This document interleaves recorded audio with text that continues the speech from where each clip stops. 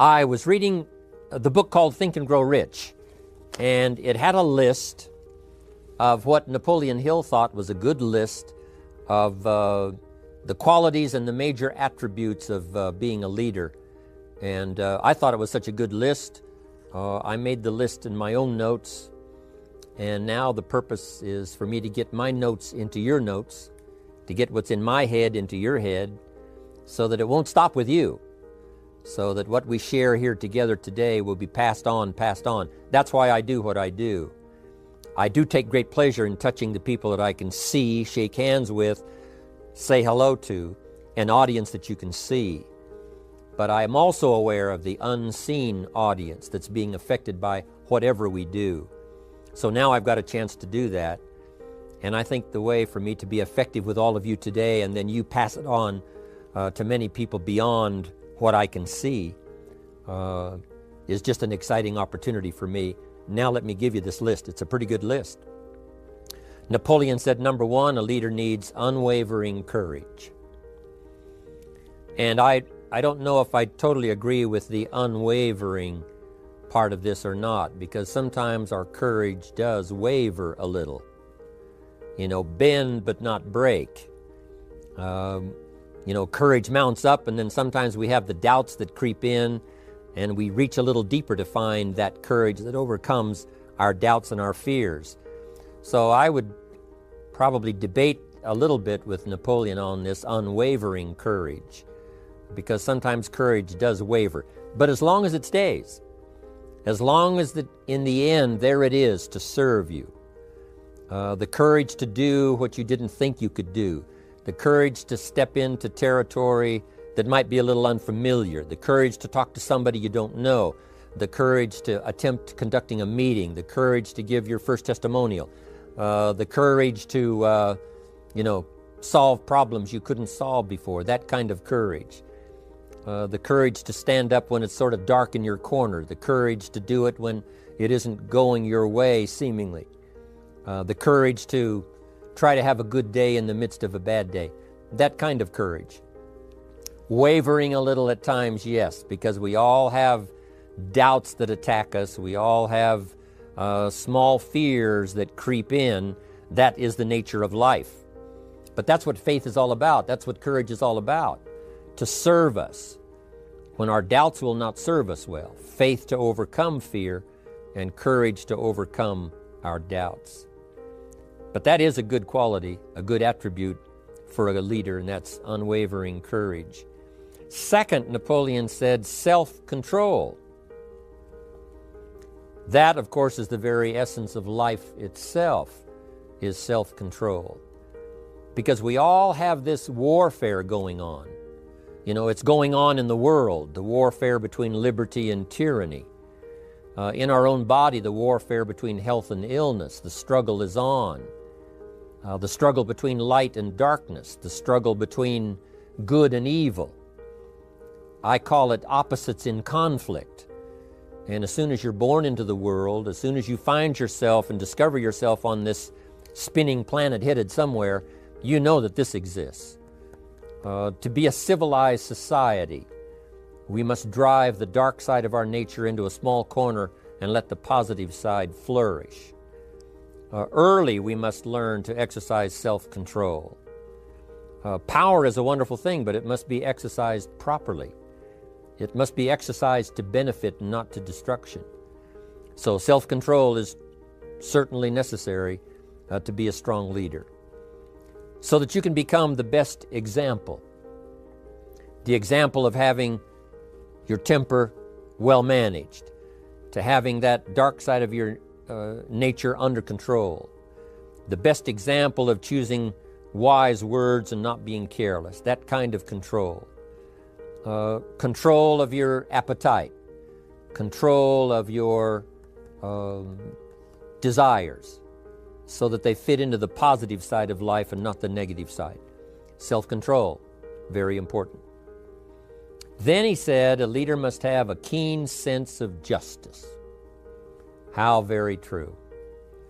Justice we become familiar with, even when we're small. When certain things that happened or were done to us that we something told us that wasn't right. Someone did us wrong. We have that sense of right and wrong, and it starts very early. Then we have to have that sense of utilizing what's right and what's wrong so that we develop this sense of justice, this sense of being fair, this sense of being on the positive side, on the right side. To minimize a person's mistakes, they need to have this sense of justice. We have to have justice when we're building an organization. You know, what's fair, what is a good balance. The marketing system that Mark put together has to be fair for everyone.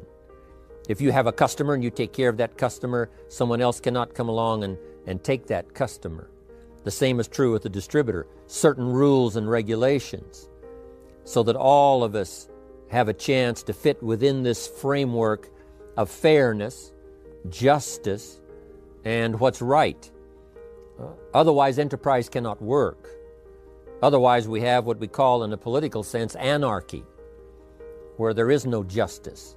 When might is the order of the day, power is the order of the day, not the law, not the rule, not what's right, but power. And we would all dismiss that. It's been a catastrophe in the last 6,000 years, the governments that resorted to power instead of democracy, that resorted to intimidation instead of freedom. And we all know the terrible toll that takes. But it takes a toll not only politically in a country or politically around the world, but it takes a toll even in enterprise. It takes a toll in school if a teacher is unfair. It takes a toll in working on a team where someone is unfair or where the leadership is not fair in the administration of justice. So this is true, a keen sense of justice and what's fair and what's right. Part of this we have to learn as we go.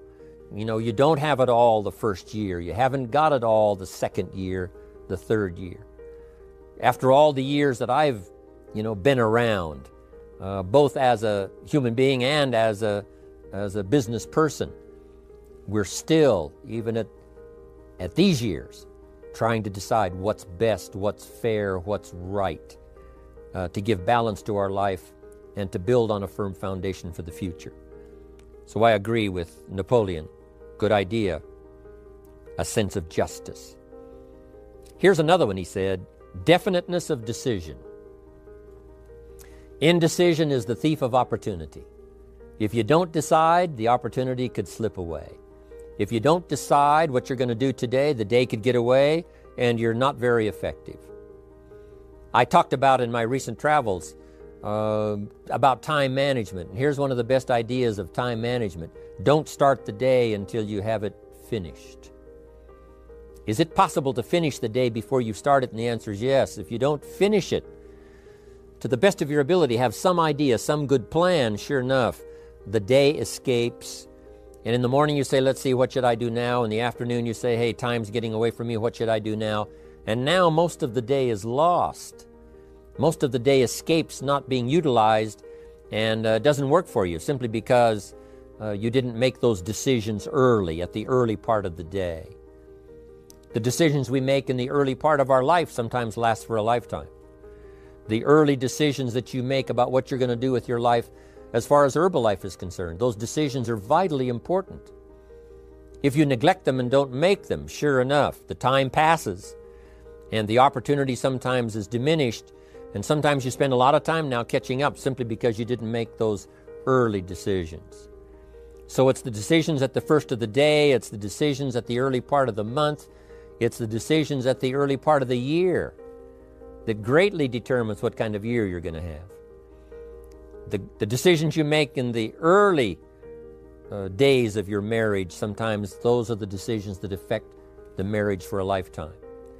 The decisions you make at the first chance you see opportunity, those decisions, what you're going to do with it, how far you're going to take it, what it's going to be meaning to you in the years to come. Those early decisions are vitally important. Then we need decisions to correct poor decisions, to overcome our mistakes. It's possible, of course, for all of us to make unwise decisions.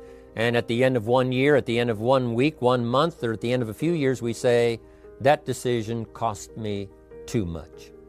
Cost me a lot of time, cost me a lot of money, cost me maybe a good relationship, cost me a chance to be productive. But as long as you're alive, there's still a chance to use new decision power to correct the mistakes of decisions that were bad in the past. All of us have the opportunity to do that, but I think Napoleon was right here too. You got to be definite in making decisions so that the opportunity doesn't pass you by. Take advantage. Here's the next one. Napoleon Hill said, a good leader has definite plans. How important that is. And of all the years, I think, to cash in on Herbalife's momentum and make some plans for the future, this has got to be one of the greatest years. Herbalife in these 18 years now has created some incredible momentum, not only in opening up the countries, but momentum in the refinement of our marketing, momentum in developing new products, momentum in developing our support system. The key is now for you to make plans to ride on that momentum. Herbalife is like the tide that comes in, and the rising tide lifts all the ships if they're in the water. If your ship and your boat is not in the water, even though the tide comes in that would lift all the ships, if yours is not in the water, then it doesn't benefit you. So here's what you should do. Have the same intensity to make your plans for the future as Mark Hughes has. As the President's team, Chairman's Club especially, make the plans for the Herbalife company future, you've got to now make your plans. Don't let this momentum pass you by. Don't let this momentum go uncashed in on. Don't let it be like a lost cause for you. And maybe you've, because of the lack of plans, have lost a month or two, or you've lost a week or two, or maybe you've lost a year, and you were 10% effective instead of 100%. Now's the time to change all that and start making some plans. Your Herbalife plans, they're vitally important. You might as well cash in on the Herbalife plans for world expansion, the Herbalife plans for expansion within your country, the Herbalife plans for the expansion of the business, the incentives. Cash in on that, capture that, and say, I've got to have some plans that match Herbalife. Not necessarily match Herbalife in numbers, but that can match Herbalife in momentum, that can match Herbalife in cashing in on the opportunity, your plans for Herbalife expansion. You got to have some plans for your family, right? You got to take your family along. Don't leave them out. One of the challenges all of us have in making our plans is how to balance everything, to make sure that we don't regret at the end of a year, I spent too much time on that. I spent too much money. And then if you have, say, how can I not do that again? And construct some better plans so that you won't have any regrets at the end of a year to come, 5 years to come, 3 or 4, 5 years to come. Definite plans. The plans for the use of your money.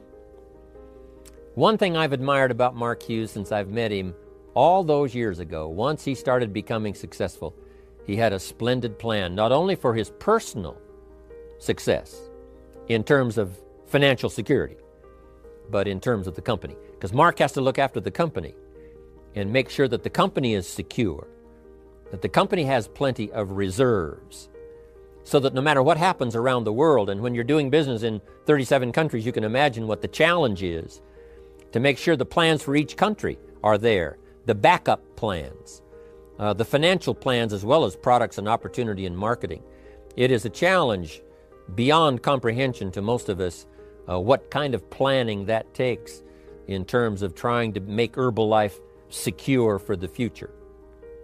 I described it in one of the summit classes as Mark takes the same pledge that the President of the United States takes, and that is to preserve and protect and defend the Constitution, says the President. But Mark has to preserve and protect and defend the company to make sure it's viable, not just in America where it started, but all around the world in each country. It's an awesome responsibility. But now for you, your plans to be financially secure. If you're starting to make some big money in Herbalife, I'm telling you, you got to have a good plan for your resources so that you find yourself secure regardless of what happens. I agree with Napoleon here. You got to have good plans. One more on plans, and that is the plan for your personal development. The plan to be better this year than last year. The plan to take the classes, attend the workshops, do everything you possibly can to show personal progress, not just financial progress, not just the progress of having one more car or one more home, but the progress of personality, the progress of communication skills, the progress of recruiting skills, the progress in how to deal with people, progress in using your influence so that it multiplies its power by 5 by 10 versus what it used to be. You need those kind of plans. A plan for personal growth, personal development, a plan to be all that you can possibly be in the years to come as you develop your Herbalife business and your life business and your family business, all of that. Got to have good plans. Next, Napoleon Hill had a good saying. It was something my father had and passed it on to me as a good philosophy. And here's what he said. A good leader has the habit of doing more than what he gets paid for. What an incredible philosophy this is. The habit of doing more than you get paid for. It's what we call the service that you put out like seeds in the ground that doesn't bring the harvest immediately, but the harvest is yet to come. It's called like putting out the capital in capitalism. Doing more than you get paid for means that you're getting ready for the next move up. Because if you do more than you get paid for, you've made an investment. The average person might think if I do more than the company requires, then they're ripping me off. I'm not getting paid for that extra time, that extra attention. But you must not view it that way. You must say, I'm getting there a little earlier, staying a little later, as an investment in my own personal future. Because I want that kind of reputation. I want that kind of philosophy to work in my life. Do more than you get paid for. And this philosophy works incredibly well in Herbalife. You make the Herbalife sale of the Herbalife products. Now you must do more than you've gotten paid for. Right? They've got the product, you've got the money. But you can't stop your investment there. Now you must develop the investment in time, effort, and energy in turning that new customer into a testimonial. And sometimes that's the most difficult work, the work after the sale. Because the sale might be fairly easy. Someone says, hey, I've been looking for this product, I need it, here's my money. But now you've got to stay with them, make sure they don't just buy the product, but that they use the product. And that they don't just use the product, they keep using the product. That's the work after the sale. But if you learn to make that kind of an investment and do more than you get immediately paid for, the payoff in the future can be fantastic. Because as we all know in Herbalife, what really pays off is not a sale of the product. What really pays off is a testimonial. A testimonial that gives you more sales than you can keep up with. A testimonial that takes you places you could never go by yourself, introduces you to people you'd never see on your own. That kind of investment is so powerful. So you do more than you get paid for up front. It's happened for me, making the investment. When I first started lecturing 36 years ago, I talked to high school classes, college classes, service clubs, and I gave it all away. I went and talked for free. Someone said, Mr. Rohn, would you come and do this breakfast talk? I said, sure. Could you do this luncheon talk for this service club? I said, of course. And all of that in the beginning was for free. Primarily because I'd made my fortune. I didn't need the money, but I did it for free. But look what it's made for me by giving that kind of service in those early days. And finally it led to business and led to an enterprise. And I was giving the seminar all those years ago here in Los Angeles, and Mark Hughes was in my audience. So what you don't get paid for, don't worry about that.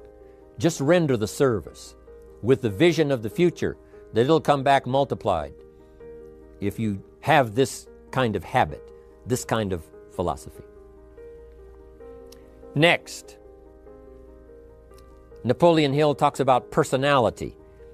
You need a pleasing personality. There's many parts to your personality. One is your working personality. You know, the kind of behavior, the kind of attitude that you need, especially in the public. Some things you can kind of get by with, being a little careless, maybe in private, but in public, where it counts so much in your paycheck, it counts so much in building your business for the future, your own personality. But here's what you also must remember. You develop your personality in private so that it serves you well in the public. Sometimes we get the mistaken idea, I can be careless with just these few and be more careful when I have 1,000. But see, that doesn't work that way. Careless with a few, sure enough, that will creep into your presentation for 1,000 people.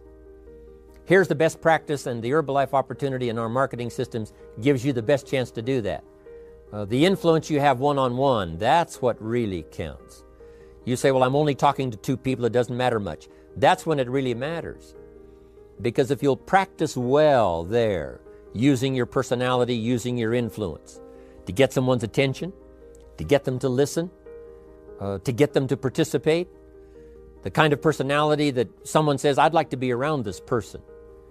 They're unusual. They're not like the average person I meet on my everyday experience. That kind of personality. But you've got to practice it behind the scenes. You've got to practice it one-on-one. And if you're effective one-on-one, 1-on-3, 1-on-5, I promise you, that will get you ready to now perform with the kind of personality, the kind of charisma that wins people when you're in front of 500 people, 1,000 people, 5,000.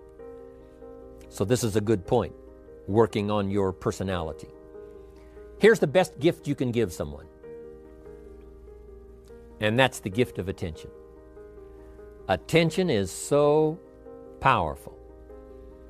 When I was a young man, I met Nelson Rockefeller, one of the richest men in America at that time. He's gone now, but he was a unique individual, ran for vice president of the United States. And I had a chance to be where he was holding a press conference. And I got close enough so that when he walked out, I had a chance to step up, right, when security was not all that severe in those days. And I had a chance to put out my hand, shake his hand, and say, Mr. Rockefeller, my name is Jim Rohn. And what I remember most was the attention he gave me. With the lights of the cameras around and everybody all around, he looked right at me and said, Jim Rohn, where are you from? I said, Idaho. He said, I really like Idaho. It's one of my favorite states in all of the country. And for just a few seconds, he gave me his attention, shook my hand. I'll never forget the handshake, right? One of those multi-million-dollar handshakes. But I'll never forget that personal attention he gave me, just for a few seconds. It was powerful. Made an impression on me that's lasted until this day. That's why I remember to tell the story. So, same thing you can learn to do. Utilize your personality, utilize your influence, give people the gift of attention. Here's the rest of my list now as we finish up. Next, Napoleon Hill said a leader needs sympathy and understanding. We have to develop that early in our lives. All of our lives, we have to look at those that are less fortunate than we are. Those who need a helping hand, and especially now we learn to look at those who need an opportunity, those who need a change in their health, those who need a change in their life and in their lifestyle. It's this kind of sympathy and understanding that drove Mark Hughes to construct the company. It took that kind of understanding, that kind of sympathy, that kind of deep emotional feeling. Then Mark understood what it meant to be poor. He understood what it meant not to have. He understood what it meant to be short on finances, on resources. He understood what it meant to lack, a full formal education. He knew all of those lacks. And instead of crying about it, he said, what I will do is change it for myself, and then I'll help other people that have the same challenge. Lack of education, lack of the money, lack of the resources, lack of good health, faced with all kinds of difficulties they can't solve. I'll get mine solved, and then I'll be strong enough and have the skills to where I can help other people. That kind of leadership quality is so powerful. That kind of understanding. Here's the next one. A leader must have, Napoleon said, a mastery of the details. How very true. All can be lost with just a couple of missing details. On the trip to the moon, everything has to work, right? There's several thousand moving parts. There's several thousand pieces to the project of getting to the moon and coming back, and all of them have to work. You can't have 10% of them working, 90% or 80%. They've all got to work. And then there's the backup systems for something if something goes wrong to back it up. That kind of mastery of detail is so vitally important. But here's what else to remember as far as Herbalife is concerned. The drama is in the details. Someone says, I lost 30 pounds. Well, 30 pounds is 30 pounds, but that's not the drama. The drama is, where were you before you found Herbalife? How did you feel? What kind of circumstances? Now someone begins to give us some of the details. And then after they've lost the weight, now how they feel. Now their self-confidence has been restored. Now they feel better about themselves. The drama is in the details. But this is also important in the details of your day, the details of your business, the details of good communication. Master the details. Good advice, Napoleon Hill. Now here's the next three. Willingness to assume full responsibility. All of us have been taught that, especially these Herbalife years, to take full 100% responsibility. Mark Hughes says, what happened to me might not have been my responsibility, but what I do about it is my full responsibility. I've had some people did me wrong. In his first couple of business experiences, he was done wrong. Some people ran off with the money. He was left holding the bag. But he said, that's what happened. And I was not responsible for what happened, but I am responsible for saying to myself, now, what am I going to do about what's happened? If a hailstorm destroys the farmer's crop, he wasn't responsible for that. But his responsibility now begins when the hailstorm is over, when he asks the question of himself, what should I do now? Now that this catastrophe is over, now that the damage is done, now what should I do about it? And a philosophy I've taught all these years, it's not what happens to you that determines your future. It's what you do about what happens that determines your future. And this is a major part of it, accepting full responsibility. If you've got an organization, you're conducting meetings, and you're the leader, the responsibility ends with you. Someone else may mess up, make some mistakes, still your responsibility. Some things over which you have no control, understandable. But what you do about it now, how you fix it, the diplomacy you use, the strategy you use, that's the kind of responsibility now that depends on you. Also, you've got to be responsible for your future. Nobody's going to fix it. No one else is going to design it. No one else is going to come along and say, hey, I will make sure it all works well for you. You've got to take all the input. You've got to take all the testimonials, all the teaching, all the training, all the influence. Then you've got to have the responsibility of designing your life. You can design a life of prosperity, or you can design a life just to coast and get by. The responsibility belongs to you. Now here's the last two. Next is cooperation. One of the great things we learn in Herbalife is how to cooperate so that we take advantage of each other's ideas, we take advantage of each other's input, we take advantage of each other's enthusiasm, we take advantage of each other's testimonial, and we take advantage of each other's willingness to grow. That kind of cooperation has built Herbalife. In those early days, Mark got the group together. Jerry Shatanovich, Doug Stuntz, the rest, and made some plans to cooperate. Said, no telling what kind of powerful meetings we can have if we work together.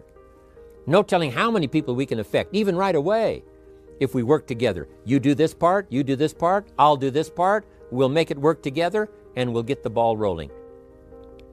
There's an ancient phrase that says, if two or three agree, nothing is impossible. If they agree on the same project, if they agree on the same vision, if they agree on how to get there, I'm telling you, nothing is impossible. Nothing can stand in their way. Just two or three. What's exciting about Herbalife is now we have more than two or three. The president's team now is well populated. Even the chairman's club is growing. The millionaire team is awesome in its numbers as well as in its power. And the cooperation between all of us on the tabulator teams, as distributors, home office, support staff, 15th floor, wherever we come from. If we cooperate, there's nothing we can't do. There isn't anyone we can't touch. There is no country we can't finally get to with this incredible story. Cooperation. That's why I'm here, wanting to do my part, HBN, send out some ideas, give you some notes to take, something to think about and ponder, something to talk about with the people that you associate with and are building your business. That kind of cooperation is going to make this a powerful year. It'll get us to the 2 billion, 3 billion, 5 billion. But it'll get us to much more than just those numbers. It'll get us to a place of honor, respect, prestige, influence, feeling good about ourselves for the hard work that we're doing, cooperating with each other. I want to cooperate with you, helping build your business. All of us cooperate with the support system of Herbalife. We're on our way. We will have the billions. We'll have the stories. We'll have the experiences. Now here's the last one. Napoleon Hill said, a major attribute of leadership is vision. Vision is in many parts. One, a vision for your own course to follow. A vision for you, for yourself. A vision for your financial future, a vision for your health, a vision for your wealth, a vision for you to latch onto and make something out of, a vision for your family, because vision must now lift others as well as ourselves. Guess what our family is counting on?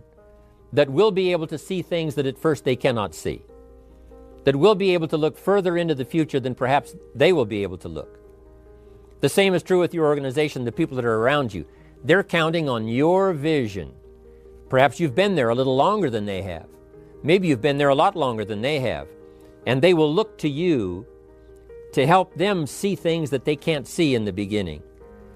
And if you will do that, develop that attribute of leadership, I'm telling you, you'll have such a dramatic effect on your organization, it will be unbelievable. A vision for yourself, a vision for your family, a vision for your organization, a vision for the people that you're close to. The old prophet said, without vision, we die. We perish. Unless we can see into the future, life loses its meaning. Unless we can look further than just where we are at the moment, then we have no reason for faith, no reason for activity. But if we'll develop this skill, beyond any other skill, I'm telling you, it will help us touch people. Because they'll want to be around us, because we have this look into the future. Not only the short-range vision of what we're going to do this week, this month, this year, but the long-range vision like Mark has, taking us to the 5 billion. You can have a vision that will take your organization into the future and bless everybody with success.